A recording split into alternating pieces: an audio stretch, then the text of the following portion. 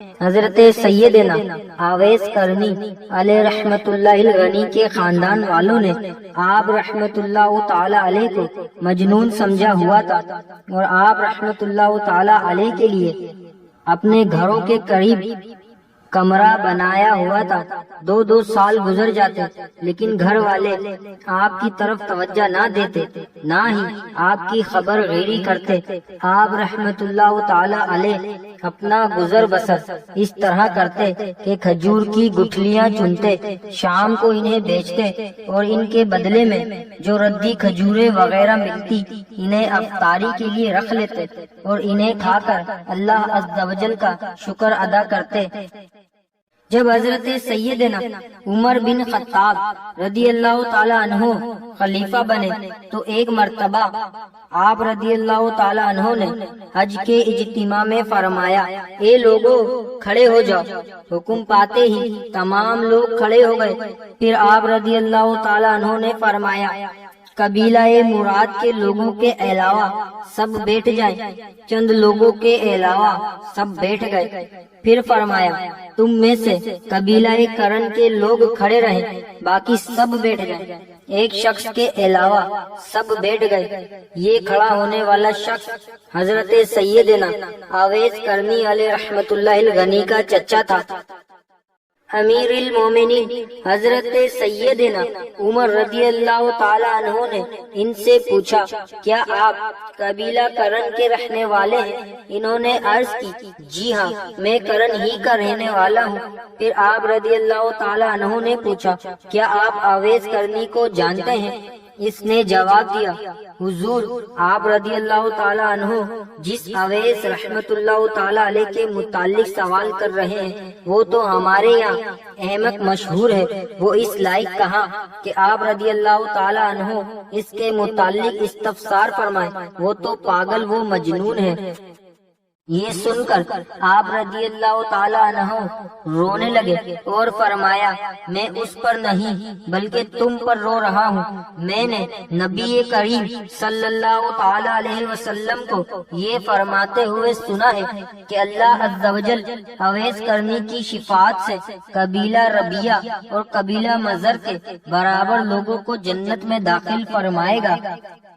حضرت سیدنا حرم بن حیان علیہ رحمت اللہ المنان فرماتے ہیں، جب مجھ تک یہ حدیث پہنچی تو میں فوراً کوفہ کی طرف روانہ ہوا۔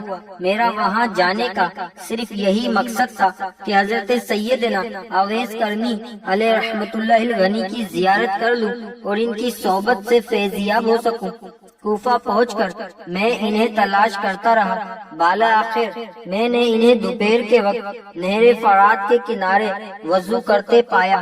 جو نشانیاں مجھے ان کے متعلق بتائی گئی تھی ان کی وجہ سے میں نے انہیں فوراً پہچان لیا۔ ان کا رنگ انتہائی گندمی، جسم دبلا پتلا، سر گرد آلود اور چہرہ انتہائی باروب تھا۔ میں نے قریب جا کر انہیں سلام کیا۔ انہوں نے سلام کا جواب دیا اور میری طرف دیکھا۔ میں نے فوراً مصافحہ کے لیے ہاتھ بڑھایا لیکن انہوں نے مصافحہ نہ کیا۔ میں نے کہا، اے اویس رحمت اللہ تعالی علیہ، اللہ عز و جل آپ پر رحم فرمائے، آپ رحمت اللہ تعالی علیہ کیسے ہیں؟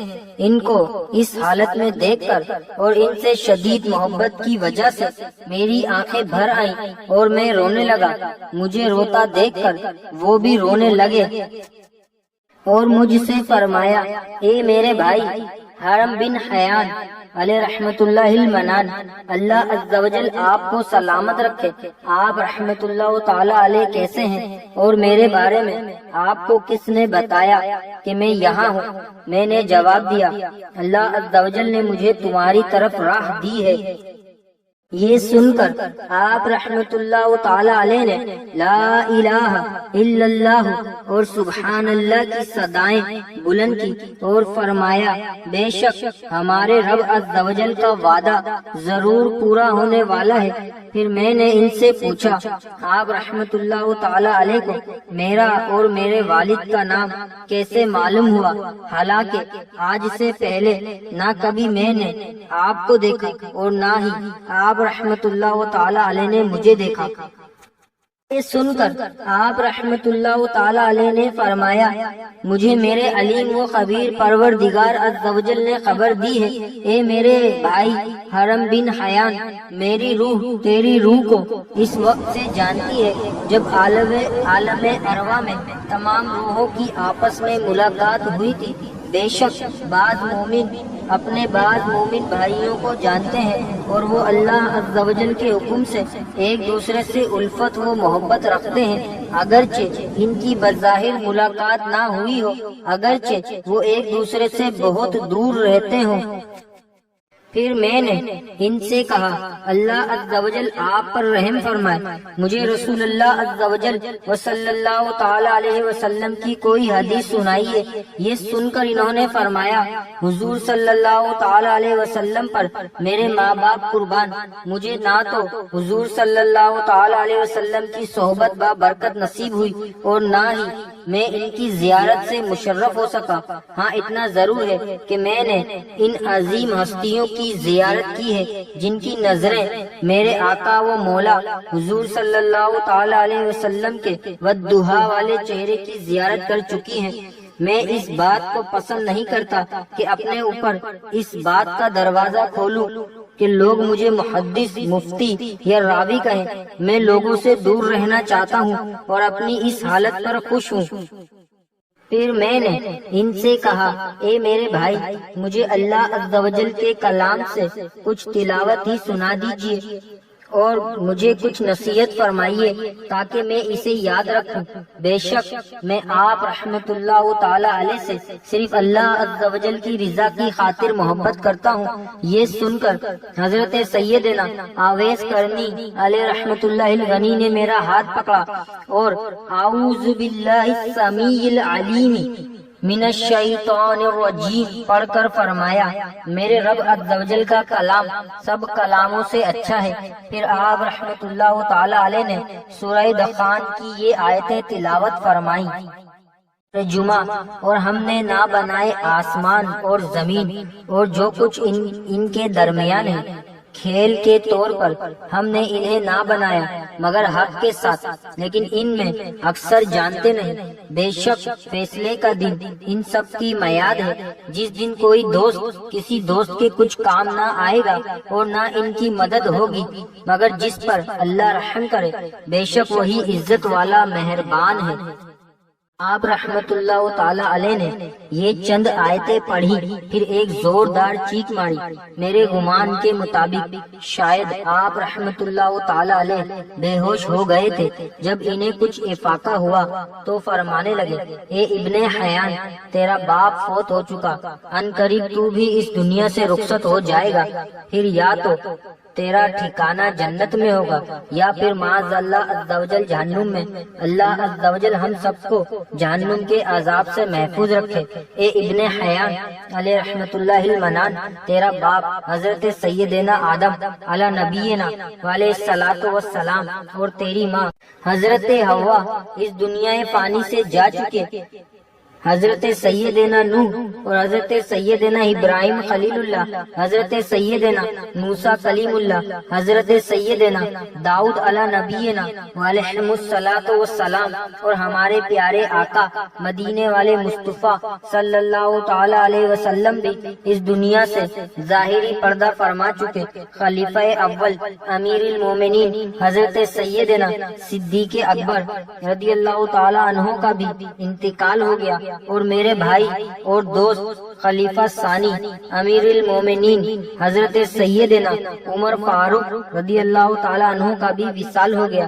جب میں نے یہ سنا تو فوراً کہا حضور، یہ آپ رحمت اللہ تعالی علیہ کیا فرما رہے ہیں؟ حضرت سیدنا عمر فاروق رضی اللہ تعالی عنہ تو ابھی حیات ہیں، ان کا ابھی وصال نہیں ہوا۔ یہ سن کر آپ رحمت اللہ تعالی علیہ نے فرمایا مجھے میرے پروردگار عز و جل نے خبر دی ہے اور میرا دل اس بات کی گواہی دیتا ہے کہ ان کا انتقال ہو چکا ہے، ان قریب میں اور آپ بھی اس دنیا فانی سے رخصت ہو جائیں گے۔